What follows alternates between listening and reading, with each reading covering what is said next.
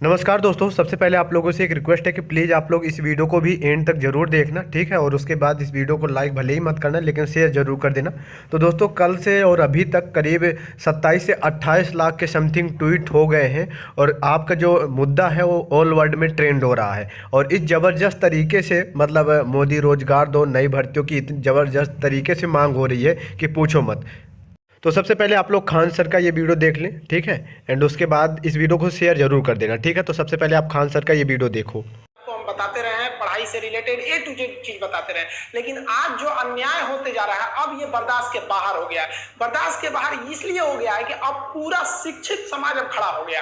और जब कभी भी शिक्षित समाज खड़ा हुआ है तो इतिहास गवाह है, वो क्रांति की पहली दहलीज होती है, क्योंकि शिक्षित समाज को बेवकूफ बनाना आसान नहीं होता। आप देखिए, नई नौकरी को तो गोली मारी है, नया नौकरी तो भाई उम्मीद ही नहीं है कि निकलेगा। जो नौकरी निकली हुई है, जो 18 की वैकेंसी उसे क्लियर नहीं हो पा रहे हैं लोग, जो 19 में वैकेंसी आई थी वो क्लियर नहीं हो पा रही है। रेलवे वालों को पता ही नहीं चल रहा है कि भाई उनका एग्जाम होगा या नहीं होगा, होगा तो कब होगा, कोई ठीक नहीं चल रहा है। उसके बाद भी अगर गलती से कोई एग्जाम हो जाता है तो पेपर लीक हो जाता है। आप जरा सोचते चलिए, कभी आपने सुना है कि यूपीएससी का पेपर लीक क्यों नहीं हुआ? यूपीएससी नहीं लीक होता है, क्यों? क्योंकि वहां यूपीएससी में इतने छाटे हुए लोग को भी भेजा जाता है कि वो पेपर लीक होने ही नहीं देंगे। और एसएससी में, रेलवे में जानबूझ के ऐसा कचरा अधिकारियों को भरा जाता है कि ये लोग जानबूझ के पेपर लीक करवा दे, और जो पैसा मिलेगा तो इन लोग अपनी फैमिली को ट्रिप लेके जाएंगे लोग स्विट्जरलैंड घुमाने के लिए, और बच्चों का भविष्य का बेड़ा गर्क करेंगे। कभी यूपीएससी का पेपर लीक करके दिखा दीजिए, और यहाँ हम गारंटी करते हैं कोई भी एग्जाम एसएससी लेती है या कोई भी व्हाट्सएप पे पेपर आ जाता है, उसका ईमेल स्क्रीनशॉट आने लगते हैं सर आधा घंटा 1 घंटा पहले कि ये क्वेश्चन आएंगे सब। देखिए, सबसे बड़ा प्रॉब्लम क्या होता है ना कि सरकार की इच्छा शक्ति है या नहीं है। हम आपको 2019 का एग्जाम्पल देखिए, 2019 में 55 करोड़ लोगों ने वोट दिया। ये छोटा मोटा वोट नहीं था, 55 करोड़ लोग ने वोट दिया। 1 लाख सेंटर बनाए गए वोटिंग डालने के लिए, विद पूरी सिक्योरिटी के साथ वोट डाला गया, सबका उनका पर्चा दिया गया, आप जाके वहां वोट डालिए। 55 करोड़ लोग का। लेकिन इस 2019 के इलेक्शन से जस्ट 1 महीना पहले मार्च 2019 में एक वैकेंसी निकाली गई, 90,000 रेलवे की वैकेंसी निकाली गई। लोगों को लगा कि ये वैकेंसी उनके भविष्य के लिए, संसद भवन के अंदर दिल्ली एकदम बढ़िया से ऐश से जी रहे हैं। लेकिन उसी वैकेंसी में इस 90,000 पोस्ट के लिए लगभग 3 करोड़ लोगों ने फॉर्म भरा था। अब रेलवे कह रही है कि हमारे पास वेंडर नहीं है, तो ये जो 90,000 रेलवे की वैकेंसी है ये 2024 के इलेक्शन तक जाके ये उसको फाइनल किया जाएगा। यानी अब हिंदुस्तान में एक ट्रेंड बन चुका है कि एक वैकेंसी से आप 2-2 ठो एकदम बढ़िया से चुनाव जीत सकते हैं। बिहार में भी देख लीजिए, पिछली दरोगा की वैकेंसी का एग्जाम कब होगा कोई पता नहीं, लेकिन नया वैकेंसी आ गया है। क्यों? क्योंकि बिहार में चुनाव आ गया है। अब पिछला पूछता है कि सर आप पढ़ा दिए, सिलेबस कंप्लीट हो गया, ये बताइए सर जो पढ़ा रहे हैं हम लोग का एकदम मोटिवेशन गिर गया है, सर रिवीजन भी करने का मन नहीं करता है, ये सोच के कि एग्जाम होगा भी नहीं होगा। लड़कों का भी कहना एकदम सही है, एग्जाम होगा नहीं। आप खुद सोचिए, अगर 2019 में इलेक्शन करा लिया जाए और उसको 3 साल बाद रिजल्ट दिया जाएगा तो कैसा लगेगा नेता लोग को? नहीं पता इन लोग को। लेकिन इन लोग को क्या है कि नॉमिनेशन के तुरंत इन सब लोग को पता होता है कि हमारा कब इलेक्शन का पीरियड है। लेकिन इन लोग को ये नहीं समझ में आता है कि स्टूडेंट की लाइफ के साथ खेलना एकदम घातक है, क्योंकि एक बार अगर युवा बिगड़ गया ना तो फिर संभालना मुश्किल है। तलवारों के साए पर इतिहास हमारा बनता है, जिस ओर जवानी चलती है उस ओर जमाना चलता है। गवर्नमेंट को नहीं भूलना चाहिए कि ये युवा ही है जिन्होंने इस सरकार को फर्श पे पड़ी थी, इसे उठाकर अर्श पे पहुंचा दिया। लेकिन जिस दिन युवा बिगड़ेगा ना उस दिन अर्श से उठा के फिर फर्श पर फेंक देगा, टाइम नहीं लगेगा।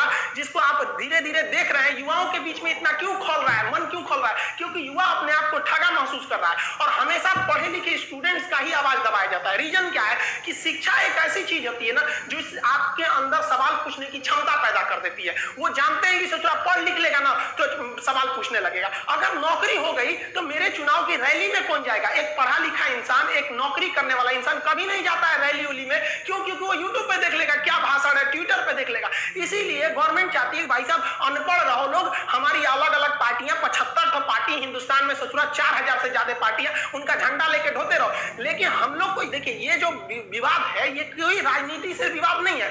एक्चुअली क्या है कि जो भी स्टेट है उन स्टेट वालों की जो जॉब का एग्जाम है वो भी वही उसी हाल पे है, जो रेलवे है, एसएससी है, आईबीपीएस है। ये जो तीनों चीजें ये सेंट्रल गवर्नमेंट के अंडर में आती है। अब आप बताइए, अगर सेंट्रल गवर्नमेंट कोई अच्छा काम करती है तो गवर्नमेंट कहती है हमने किया, तो भाई गड़बड़ हुआ तो भी तो आप कहिए ना कि हमने गड़बड़ किया। ये क्या कि भाई अच्छा ठीक खराब हुआ तो हम नहीं किए। यहाँ पर आप ऐसे लोगों को जानबूझ कर दिया एसएससी रेलवे कि इन लोगों ने बेड़ा गर्क करके रख दिया। ये जो तीनों से टॉप रिक्रूटमेंट बॉडी है सब इन लोग की वैकेंसी हम रिकॉर्डेड बता रहे हैं। मोदी जी ने भाषण में क्या कहा था कि हम हर साल 2 करोड़ जॉब लेंगे। ये हम अपने पास से तो नहीं बोल रहे हैं, उन्होंने ही बोला था। और इनका ही समर्थक इसी 2 करोड़ वैकेंसी की बात को लेकर युवाओं में एक उत्साह था कि अब हमें 2 करोड़ वैकेंसी देखने को मिलेगी। लेकिन आप गवर्नमेंट का ही डाटा देख के देखिए, हर साल वैकेंसी घटते जा रही है। जो 2014 में वैकेंसी एसएससी 16,000 दी थी, 2019 में 8,000 आ गया, आधा घट गया। आईबीपीएस जो 21,000 का भी वैकेंसी दी थी, 2020 में आते आते उसका केवल 1100 वैकेंसी पे बच गया। इतना भयानक तो भाई साहब कहीं पे भी नहीं हुआ। ये तो हमको लगता है कि ये सब जो आप देख रहे हैं, एसएससी हो गया, रेलवे हो गया, आईबीपीएस, ये सब कोरोना से भी ज्यादा खतरनाक है। सब ये स्टूडेंट्स के लिए कैंसर बन गए। इन सबको चेंज करना पड़ेगा। यहाँ पर सीईटी लिया दो, क्या मतलब बनता है सीईटी ले आओ, लड़कों को पीटी में पास करा के फिर मेंस में लड़ाओ। वहां पर ये लोग किसी काम के नहीं। इन लोग में एकदम रिफॉर्म की जरूरत है। जब तक इन लोग की नौकरी पे सवाल नहीं आएगा, सीधी गवर्नमेंट को रूल बनाइए, भाई साहब जितना दिन तक एग्जाम लेट होगा उतने दिन तक इनकी सैलरी रोक लो। या फिर आप सैलरी, इन लोग को पता है हमारी सैलरी थोड़ी ना रुकने वाली है। एग्जाम 5 साल जाए या 10 साल जाए या नहीं हो, कैंसिल हो जाए, कोई मतलब नहीं बनने वाला है। इन लोग को किसी चीज से मतलब नहीं है। इसी बीच में इन लोग को आप कुछ पूछिए इन लोग को, तो अभी कोरोना चल रहा है भाई साहब। कोरोना के बीच में क्या कोरोना के बीच में सारा काम रुक गया? कोरोना के बीच में बड़े बड़े पॉलिटिशियन वाले काम हो गए सब। यहाँ पे लड़के ये प्रोटेस्ट कर रहे हैं, जेई वाले, नीट वाले, कि भाई साहब हम लोग को क्यों जान लेना चाह रहे हैं? आप कोरोना के बाद एग्जाम ले लीजिएगा। नहीं, कोरोना का मैटर छोड़िए। देखिए आप बच्चा को छोटा विराट को मन कर रहा है चटनी खाने का, आज चाउमीन खाएंगी, यही सब चलेगा। देखिएगा कम से कम 3 महीना ये ब्रेकिंग न्यूज बनेगा। लेकिन बच्चा भूख से मर रहा है, स्टूडेंट बाढ़ में परेशान है, उसका कॉपी किताब बाढ़ में दह गया, इससे कोई दिक्कत नहीं है। स्टूडेंट बाढ़ में जाए, मजदूर बाढ़ में जाए, इससे कोई मतलब नहीं है। रिजल्ट आएंगे सबकी नई टाइम से, इनको मतलब नहीं है। लेकिन ये लोग ब्रेकिंग न्यूज बनाएंगे ऐसे, जो फिल्म इंडस्ट्री होता है। लेकिन जो विद्यार्थी है, जो इस देश का आगे का भविष्य, उनसे कोई मतलब नहीं है इन लोग को। देखिए युवाओं में जो एक गुस्सा था, वो गुस्सा धीरे धीरे एक बारूद बन गया, अचानक फूटा। वो मोदी जी को उम्मीद नहीं, अंडरटेकिंग नहीं लेना चाहिए कि भाई ये कुछ नहीं कर पाएगा। ये भी भाई कुछ भी कर सकता है। जिस तरह से आप इनके साथ खिलवाड़ कर रहे हैं, याद रखेंगे कि 24 में ये सब भी जाएंगे सब। और हर स्टेट वालों को कहते हैं कि भाई देखिए ये इलेक्शन का मुद्दा नहीं है, ना ही ये पॉलिटिशियन का मुद्दा है। मुद्दा ये है कि एसएससी, रेलवे, आईबीपीएस क्यों बर्बाद कर रही है।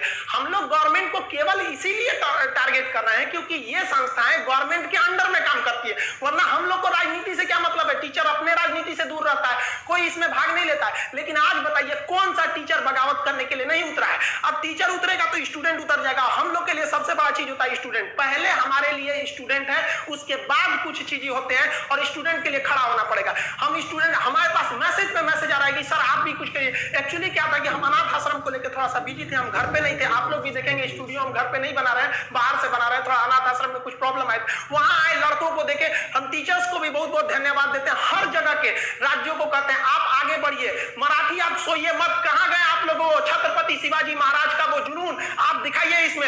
राजस्थान के राजपूतों उठो, याद करो अपना इतिहास, एक बार फिर क्रांति की जरूरत होती है। हरियाणा के जाटों को कहते हैं, जिस समय आपको आरक्षण लेना था, पूरी दुनिया देखी कि किस तरह आप लोगों ने सरकार के ऊपर चढ़ के अपनी बात मनवा ली। आज वो वक्त आ गया, आप क्या करेंगे आरक्षण को लेकर, क्या करेंगे रिजर्वेशन लेकर, जब आपके पास वैकेंसी नहीं रहेगी। हर जगह से एक एक राज्य को, यूपी बिहार आप लोग वालों के लिए तो या तो नौकरी करो या तो खेती करो, दूसरा कोई ऑप्शन ही नहीं बचा। किसी एक स्टेट की बात नहीं कर रहे हैं, हर स्टेट की बात उठाइए। क्योंकि जब हर स्टेट से बात उठेगी तब समझ में आएगा कि नहीं ये पॉलिटिकल मुद्दा नहीं है, क्योंकि हर स्टेट में अलग अलग गवर्नमेंट है। किसी एक जगह से अगर बात उठने लगेगी तो फिर इससे गवर्नमेंट कहेगी ये तो पॉलिटिकल स्टैंड है, ये किसी विपक्ष ने चालू किया होगा। लेकिन हर जगह से बात उठी। आप बताइए ना कौन सा स्टेट गवर्नमेंट है जो आपको टाइम से जॉब दे देता है? चाहे वो राजस्थान हो, गुजरात, महाराष्ट्र, मध्य प्रदेश, उत्तर में यूपी, बिहार, झारखंड, सबका तो यही हाल है। बंगाल से लेकर कहीं भी किसको आप सही कहेंगे, किसको गलत कहेंगे?